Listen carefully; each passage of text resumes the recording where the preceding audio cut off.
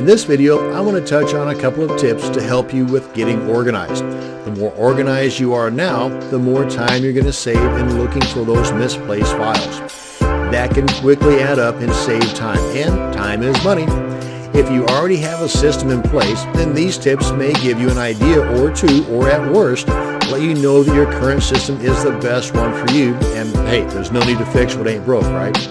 As you grow your business, you may have to make certain adjustments in your organizational habits, but at least ways you'll have something to adjust. The idea here is to just do it. Begin getting organized now, and as needed, make your changes. For example, I have a certain folder structure to keep all of my website and domain details organized. Let's go ahead and take a look at what I've got set up here. One of the folders on my hard drive is called My Sites, and inside of that folder, I've got a list of every single domain that I have in their own individual folders. For example, domain X would be site-X. Domain Y would be site-Y, and so on. And inside of each one of these folders, at a bare minimum, I have 2 more folders and then a text document that contains all the login and additional details about that domain. Now, since most all of my websites are database-driven WordPress sites, my structure might be a little bit different than what you might need. But at least ways this will give you an idea to work with. But I've got 2 folders here, one named Images and one named Backup. That should be no different than your setup. You should always have a backup, whether your websites are WordPress sites or Joomla sites or just static HTML sites. You should always have at least a most recent backup and at least one prior backup. You may find the need to have more than just one prior backup, but at the bare minimum, have 2 backups in there, the most recent and the one prior. And in my backup folder here, I've got 2 more folders, one called Database, one called Files. And since my sites are a majority of WordPress sites, I have the need for a database folder. You may not. So again, that's totally up to you. But you should at the very least have one that says backup. And I've got a folder here for images. Any and all images aren't going to be scattered about in this folder for this domain name. They're all going to be stuck in here. And after a while, I may have those images organized inside of this folder to the point where I might have all of my Photoshop or PSD images in its own folder inside of here. I might have all of my sales page images in its own folder inside of here, and so on. Now, this guy right here, this is kind of the heart of my organized files. Open this guy up, and remember, most all of my websites are WordPress sites. And of the web hosting companies that I use now, a majority of them have cPanel as the control panel. That's why I've got this guy right here. If your control panel is something other than cPanel, then just replace this with yours. Maybe it's Plesk or something else. But for the most part, your control panel login details and your FTP login details will be the same, with the minor exception that sometimes the prefix to your FTP might be ftp.yourdomainname, or for a secure login, it might be sftp.yourdomainname. But you're always going to have a username and a password.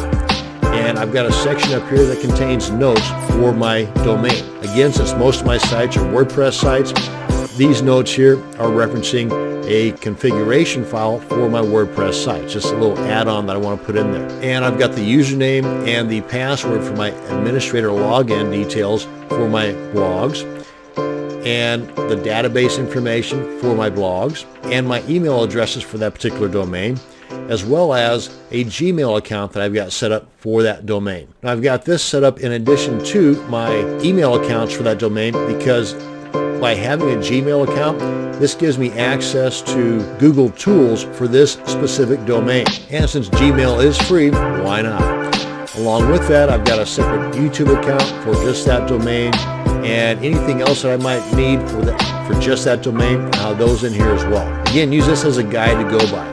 You may have a lot more in your file, you may have a lot less, but again, it's something to begin with. It's something to start off with. Now, you're also going to need a way to keep your online purchases organized.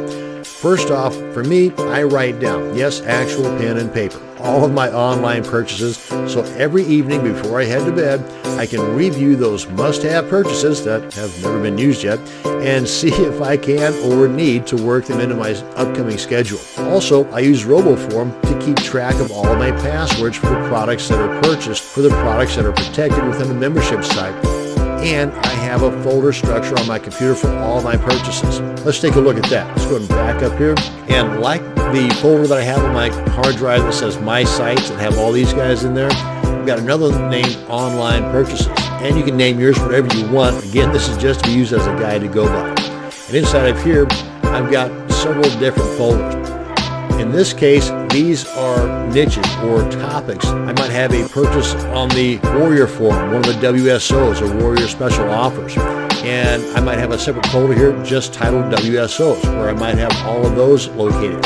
And inside of there, I might have the name of the purchase preceded by the date so that I can organize it by date purchased, or the name of the person that created the product. Again, totally up to you, however you're most comfortable in keeping your stuff organized. For me, since I'm a product creator, I tend to have things more niche related. So if I purchase something off of the Warrior Forum or from JVZoo or just off the website in general, and it's niche related to AdWords or CPA or Kindle or LinkedIn, then I will put that purchase information in here. I will create a new folder just for that purchase information, and I will stick it in here, and I'll date it and put whatever other information I need that will allow me to quickly locate it. Because in Windows Explorer, I've got this little search option up here so that any keyword related to that particular purchase I can then use later on in the search function up here in Windows Explorer that will allow me to more quickly locate that particular product or that particular purchase. I should also mention that no matter how organized your files are,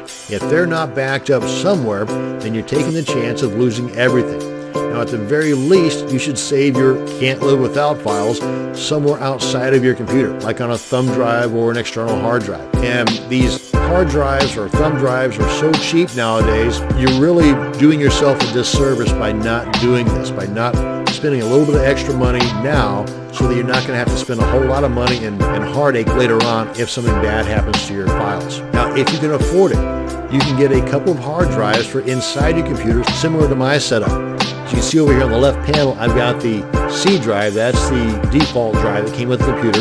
And I purchased 2 additional hard drives, one that contains most all of my work and one that is specifically set up for backups. And I try to keep just the program installations on my C drive.